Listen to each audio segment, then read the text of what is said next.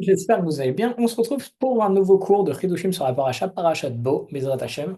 Alors, il y a une notion, en réalité, quand on réfléchit à ça, c'est totalement incroyable parce que on sait que le monde repose sur le libre arbitre. Si on n'avait pas le libre arbitre, on serait comme des anges. Si on était comme des anges, j'aurais pas de Yetzer Hara. Et donc, le monde n'aurait pas servi à grand-chose. Alors, on a une grande question. On sait qu'Akadosh Baruch Hu, dans le parachute, il a endurci le cœur de Pharaon. Sauf que s'il endurcit son cœur, c'est qu'il lui coupe le libre arbitre. Donc s'il lui coupe le libre arbitre, comment est-ce que... Enfin, ça vient déranger un des principes fondamentaux du monde. Alors j'ai un ami qui s'appelle Yoram qui m'a donné une leçon absolument extraordinaire. Il m'a dit ça ressemble à quelqu'un qui est en train de courir un marathon.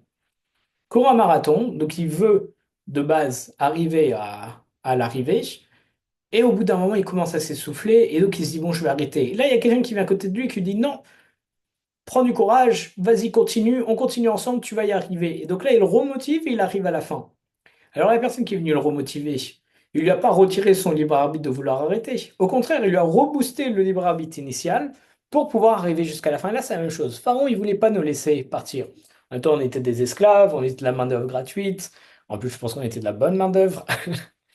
Mais, et donc, Pharaon, il voulait pas nous laisser partir.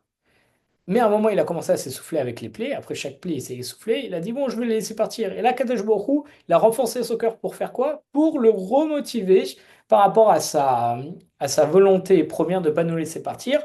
Et pourquoi est-ce que Kadesh Baruch Hu a fait ça? On le sait, c'est pour pouvoir montrer sa force et pour pouvoir envoyer les 10 plaies sur l'Égypte, pour pouvoir montrer sa malchoute, sa royauté. Mais c'est quand même une notion très, très intéressante. Alors, on a le Hadrash Ve'eyun qui nous dit que justement, les plaies, elles étaient là pour adoucir le cœur de Pharaon, pour pouvoir l'amener à s'améliorer, mais en faisant ça, ça va limiter son libre arbitre. Et c'est pour ça qu'Akadosh Baruch Hu, il a endurci son cœur pour remettre l'équilibre, parce qu'avec la plaie, ça adoucit son cœur, ça risque d'heurter le libre arbitre, donc Akadosh Baruch Hu, il endurcit son cœur pour pouvoir remettre à niveau. D'ailleurs, on a le Midrash qui nous dit que le mot irbati, j'ai endurci, qu'utilise Akadosh Baruch Hu, ça vient du mot kaved, lourd. Mais ce mot kaved, lourd, ça veut aussi dire le foie. En réalité, Dieu il a rendu le cœur de Pharaon semblable au foie. Pourquoi? Parce qu'en fait, le foie, ça absorbe rien au moment où on le grille, et plus on le cuit, plus il durcit. C'est un phénomène comme ça. Lorsqu'on va griller le foie, ça absorbe pas et donc ça va durcir, durcir, durcir. Alors que les autres viandes, quand on cuit, ça peut devenir plus tendre. Et donc, c'est ça justement le Inyan. Il a fait son cœur comme le foie, ce qui fait qu'il n'absorbait pas tout ce que Akadosh Baruch Hu voulait lui envoyer pour l'adoucir. Et en réalité, plus ça avançait, comme la cuisson, plus ça durcissait son cœur, tout comme le foie se durcit. D'ailleurs, il y a tout, je m'en souviens, c'était une fois, il me semble que c'était lorsque j'étais à Deauville, c'était un médecin. Il est assez connu, je m'en souviendrai toujours. Il avait fait un petit Dvar Torah à Mincha. Il me semble que c'était sur ça, c'était justement sur le cœur et le foie au Pharaon, comme quoi l'un était à la place de l'autre avec leurs propriétés de cuisson. C'était un Dvar Torah absolument extraordinaire et qui expliquait très bien ça. Blinder, faudrait que je le retrouve. En plus de ça, on a le rabbi de Goustinin qui nous dit que Moshe Rabbeinu, justement, ça le faisait souffrir de voir qu'il s'obstinait tellement Pharaon et qu'en réalité, Pharaon, il représentait le côté des forces du mal et donc ça lui faisait du mal à Moshe de voir comment les forces du mal pouvaient être fortes et qu'elles aient une telle obstination contre les bénis Israël. Et donc en réalité, c'était une consolation de Akadosh Baruch Hu que de dire à Moshe qu'il va endurcir le cœur de Pharaon parce que justement, il lui dit, ne t'inquiète pas, c'est pas les forces du mal qui sont obstinées, qu'elles sont vraiment trop fortes et qu'on peut rien faire et que même si on envoie des plaies, on peut pas sortir de notre Yetzer Hara, etc. Non, c'est moi qui ai endurci le cœur de Pharaon. Ce qui fait qu'on peut tous vaincre les forces du mal. Mais là, c'est Akadosh Baruch Hu qui a fait exprès de faire en sorte que ce soit compliqué et que son cœur soit endurci et que ça puisse pas sortir. Et donc c'était en réalité pour rassurer Moshe Rabbeinu en lui disant, ne t'inquiète pas. Moi, si je veux faire une intervention divine, envoyer une plaie qui est miraculeuse pour faire sortir les bénis Israël, ça marche. En temps normal, ça marche. Je peux faire ce que je veux. Mais là, c'est moi qui ai décidé d'endurcir pour pas que ça marche. Mais donc, ne t'inquiète pas. Et donc, c'est une grande leçon pour nous. Comme quoi, si on veut faire teshuva, si on veut avoir de la bracha, etc., Akadosh Baruch Hu, il peut tout nous envoyer. Il n'y a pas de force du mal qui est trop forte et qui serait plus forte, Chas Shalom, de penser ça qu'Akadosh Baruch Hu. Non. C'est lui qui gère tout. Aussi, on sait que c'est Akadosh Baruch Hu lui-même, étant donné que c'est le Boré Olam, qui donne la force d'agir au rachat. Si un rachat il a la possibilité d'agir, de faire de mauvaises choses, c'est parce que c'est Akadosh Baruch Hu qui lui donne la force pour agir contre sa volonté. Ça déjà, c'est quelque chose de très important à bien comprendre, c'est que le rachat, une mauvaise personne, Chas Shalom, elle tire pas ses forces d'autre part et d'une autre force qui viendrait contre la force d'Akadosh Baruch Hu, Chas v'shalom. Non. Akadosh Baruch Hu, c'est le Boré Olam, c'est lui qui a créé tout le monde, c'est lui le maître du monde. Donc même les Rechaïm qui veulent aller contre la volonté d'Akadosh Baruch Hu, au final, c'est Akadosh Baruch Hu qui leur a donné la vitalité, qui les a créés, et qui leur donne la force de les faire. Et c'est ça justement une des merveilles de la création et des secrets de la création, c'est que Akadosh Baruch Hu, il laisse tellement le libre arbitre qu'il donne même à l'homme les forces de pouvoir aller contre la volonté d'Akadosh Baruch Hu. Et c'est ça le vrai libre arbitre, parce qu'Akadosh Baruch Hu, il crée le monde, il crée les créatures, il crée les forces, il nous donne les forces. Mais on pourrait penser que toute la force qu'il nous donne, étant donné que c'est des forces divines et ça vient de lui, alors c'est que des forces qui pourraient nous pousser à faire que le bien. Mais non, et c'est ça la bonté d'Akadash Baruch Hu, ce qui nous laisse faire tout ce qu'on veut, même aller contre sa volonté. Alors que c'est lui qui nous a donné les forces, on peut le faire parce que c'est un libre arbitre total.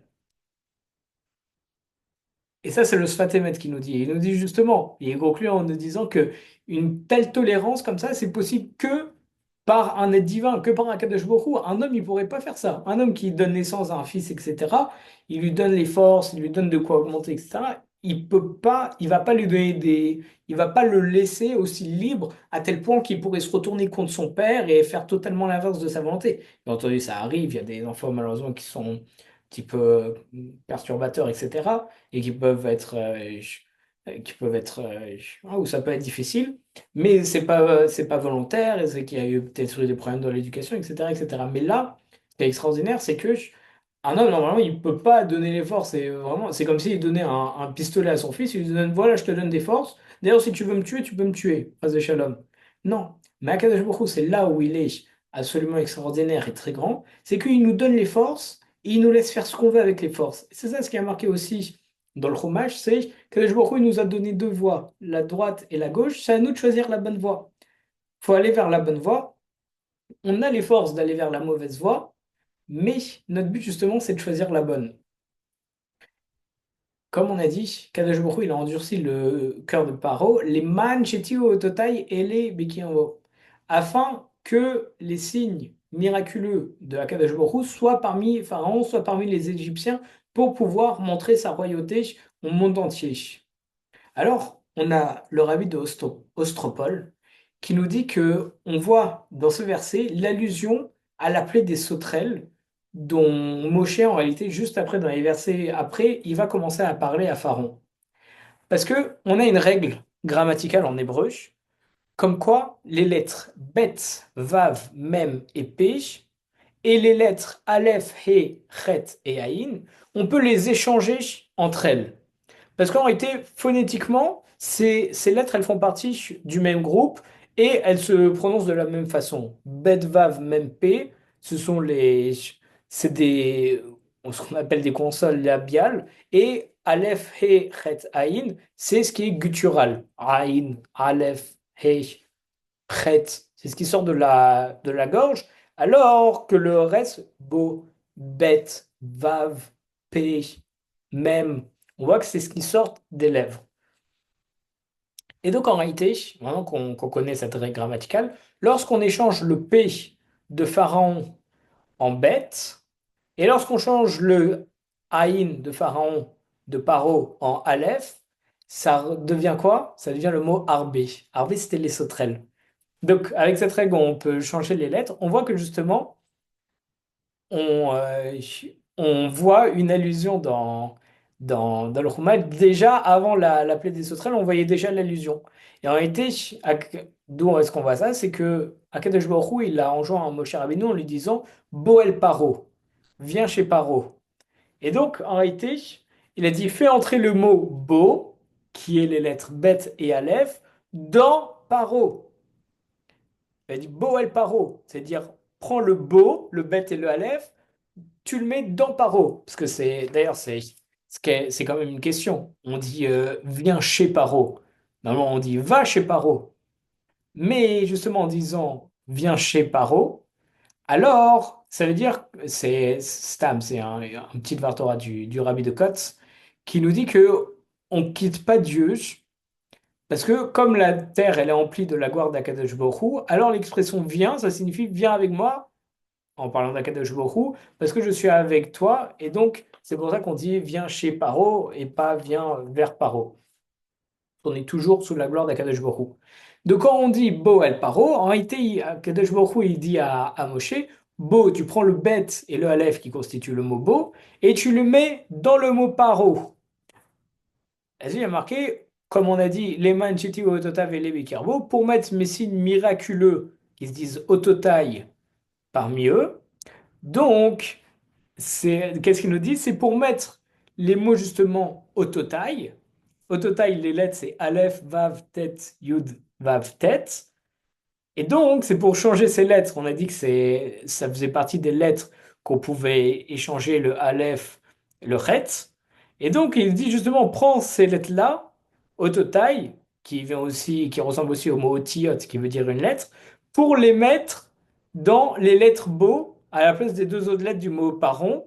Et donc, de là, on a Arbé, les sauterelles, c'est la paix qu'on doit amener en Égypte. C'est le rabbi de Ostropoli qui nous dit ça.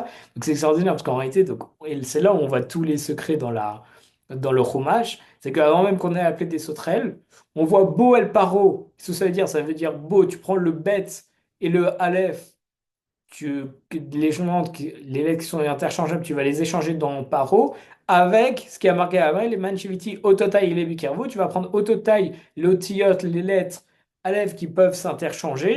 Comme ça, on te dit, tu vas interchanger le mot beau dans Pharaon qui va te donner Arbi, qui va te donner les sauterelles.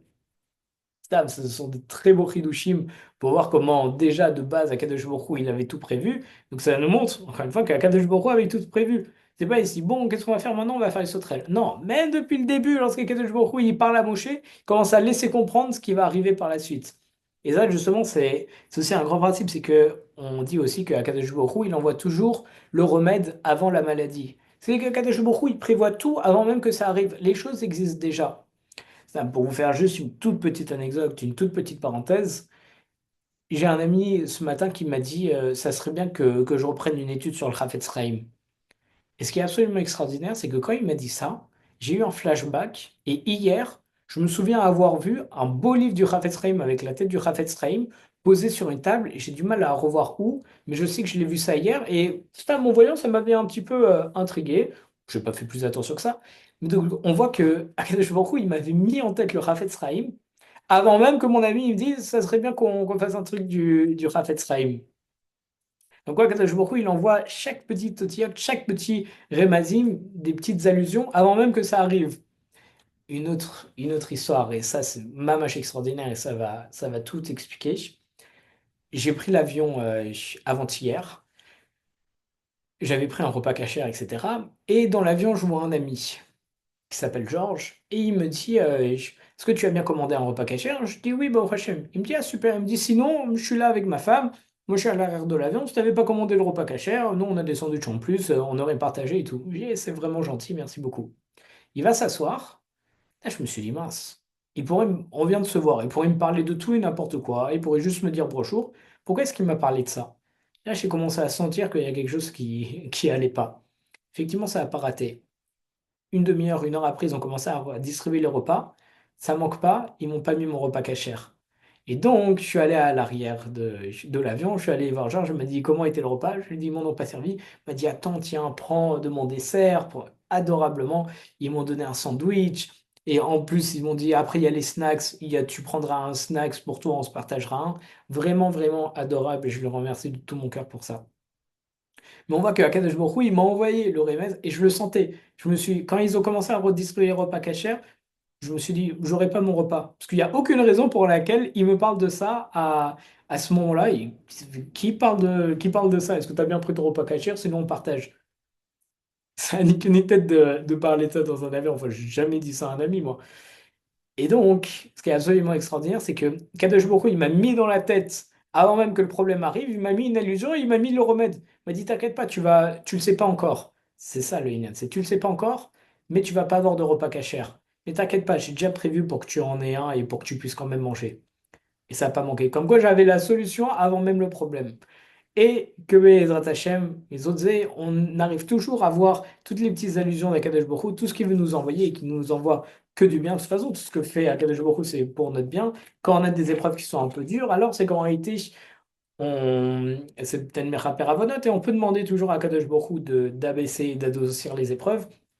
Chose est sûre, toujours, tout est toujours pour le bien. Il faut réussir à voir tous les signes que nous envoie Akadosh Baruch Hu pour pouvoir parfois se réveiller. Ce qu'on dit, Akadosh Baruch Hu, parfois quand on est en train de s'éloigner un petit peu, alors au début il nous fait un petit signe en mode coucou, ne m'oublie pas. Mais si on continue à s'envoyer, alors il va commencer à nous bousculer, à nous mettre une claque jusqu'à nous jeter un seau d'eau pour qu'on se réveille. Et donc, il faut essayer de voir les signes en avance pour pouvoir comprendre en avance. En- entre guillemets, moi je me dis, c'est dommage que j'ai pas pensé à reprendre l'étude du Chafetz Chaim avant que mon ami me le dise, parce que j'ai vu le livre hier. Bon, il faut quand même avoir un certain niveau pour voir le livre et se dire, ah, c'est Akadosh Baruch Hu qui m'envoie, que je vois le livre pour pouvoir étudier. C'est vrai qu'il faut quand même avoir un certain niveau, mais on voit que il faut pas attendre que les choses soient trop grosses et que vraiment ça paraisse vraiment évidente, mais on a commencé à perdre du temps. Il faut, dès qu'on commence à avoir des petits rémasim, peu importe sur quelle chose, alors il faut commencer à se mettre dedans, Bezrat Hashem. Kol Tuv et Shabbat Shalom.